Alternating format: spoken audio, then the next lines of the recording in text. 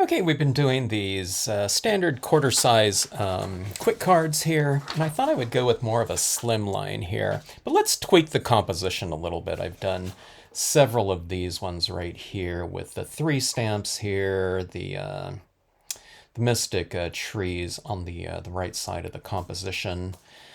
Autumn colors, let's tweak it a little bit.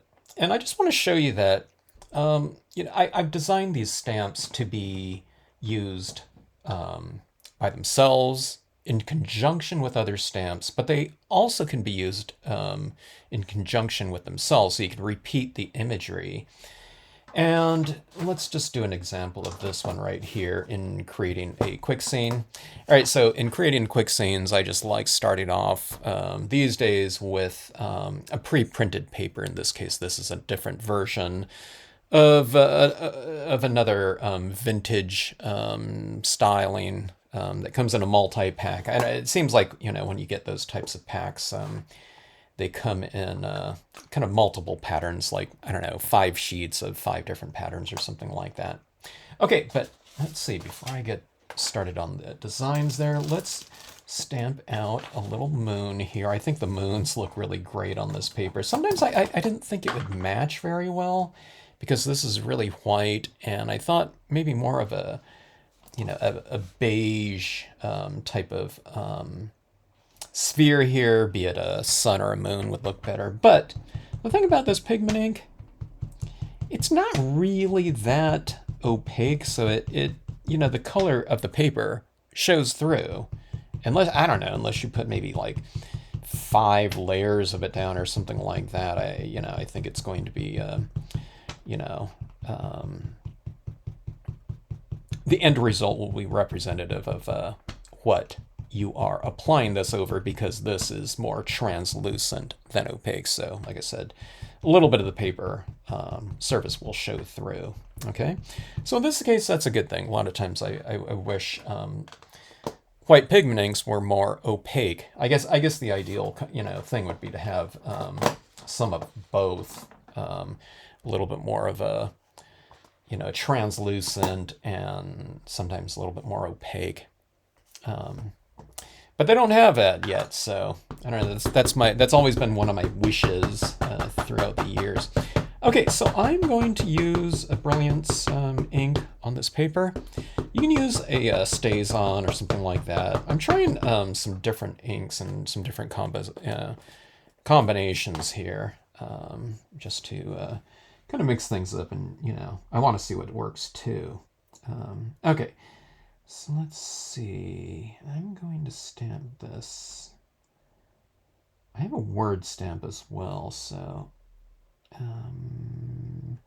need to leave room for it somewhere in here.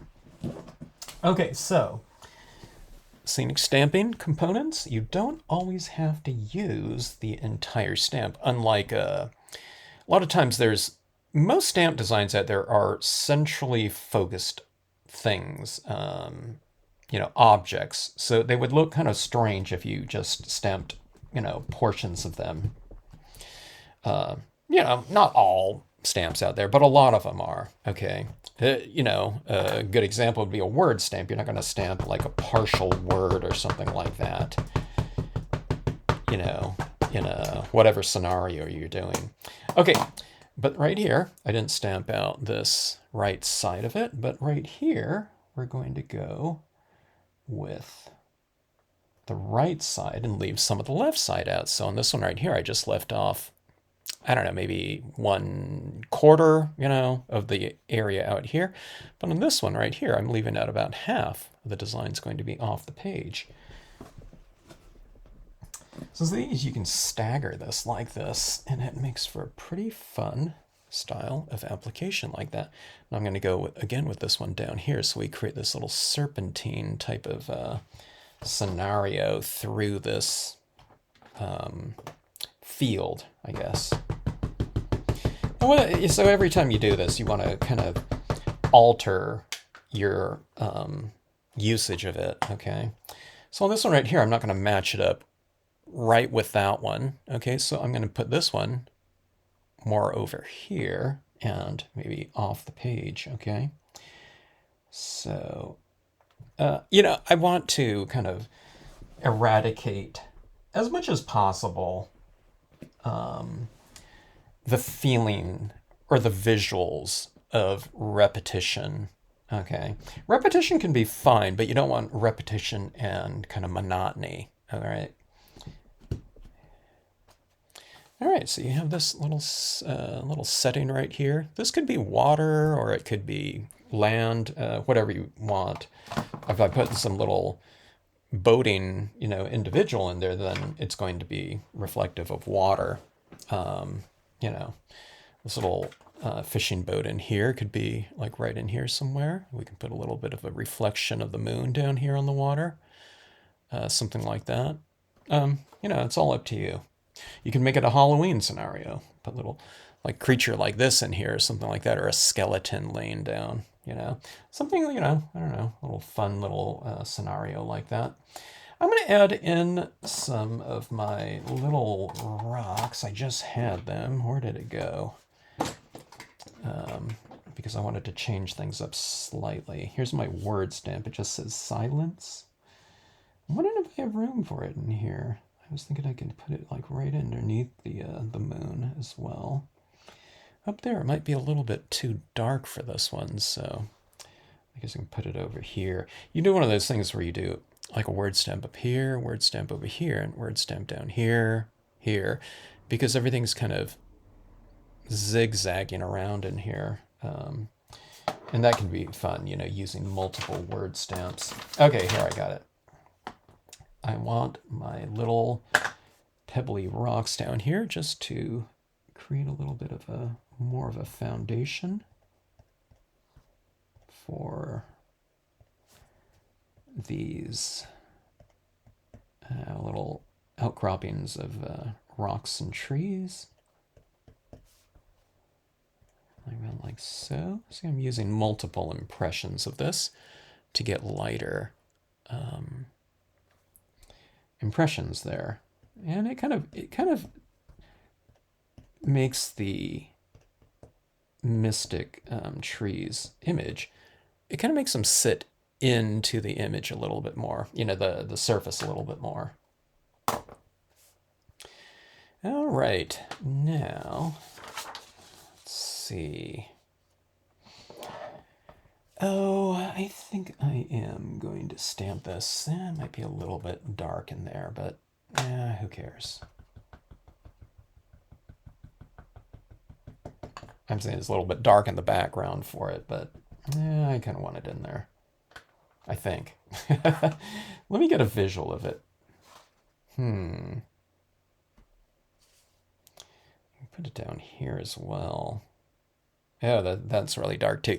See this paper right here has a really hard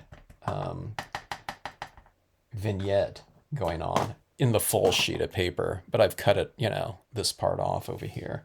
Let's just go ahead and try it out here. What's the worst that can happen, Doesn't look great, so you just start over again. I can see it pretty good. I don't know, it might blend into the background when it dries though, but I don't know. I think it looks okay. All right, so now let's keep this nice and simple and fast. So I could use other colors in here, but I think let's keep it kind of minimal in here. So I'm going to create a little bit of shadow. This is the black colored pencil, but just use it very lightly and create a little bit of shading at the base of this image and then taper it. Use a little bit less pressure like this and carry your shadow out a little bit. Bring this shading up into the object a little bit. Leave some of your rocks a little bit lighter like that, and it will look like they are being top lit from that. I don't know what object. I don't know if it's a sun or a moon. Could be either. So what I'm doing is I'm having it a little bit darker, and then as I move away from my objects, a little bit lighter so you transition the values in your application here. That's a little bit light up there, so I'm just hitting it again with a little bit darker. You don't have to get it in one pass. You can just kind of add some in there, take a look at it, and then if you need to add more, then add more. Don't feel you need to get it in one pass, okay? And also when you do it nice and slowly like this, and yeah, methodical, I guess, you have a lot of control over it. It's never going to be too dark, especially because you've controlled it. You just added, like, say, a 5% value every time, you know, with each application. I don't know, 2% value sometimes. All right, coming along. I mean, it could really be done in many ways. I like to add in a little bit of reflected light.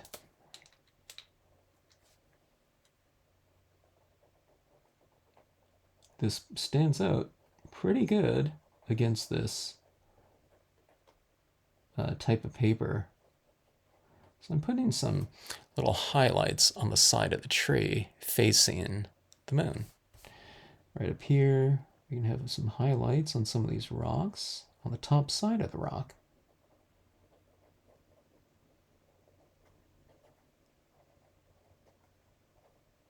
Again, kind of observe and see how, you know, those little highlights are affecting things. And see this moon right here?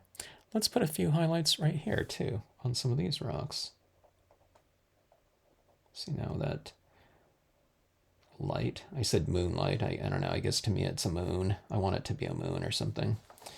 And then, see that path of light right there? And then see these rocks down here, how they're all dark?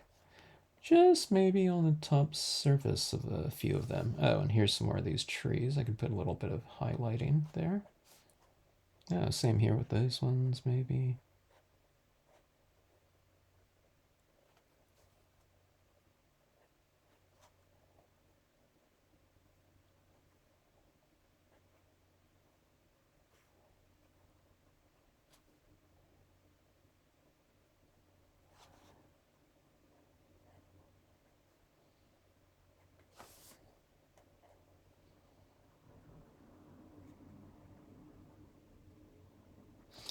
Okay.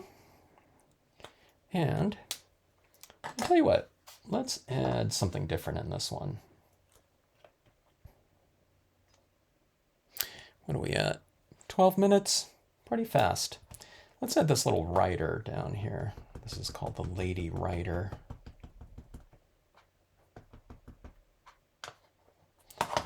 Let's see, I'll add her right underneath the moonlight.